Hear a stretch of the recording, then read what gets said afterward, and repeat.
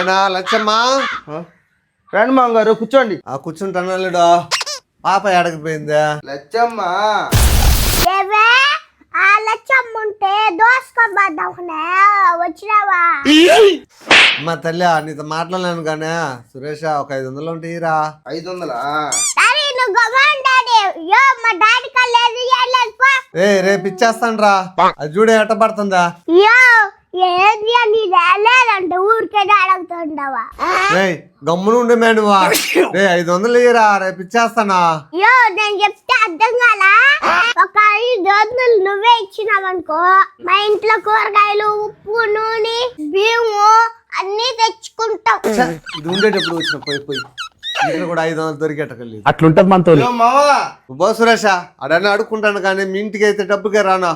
బుద్ధి లేకుండా వచ్చినా నేను అడికే. ఏంది బాబా నువ్వా?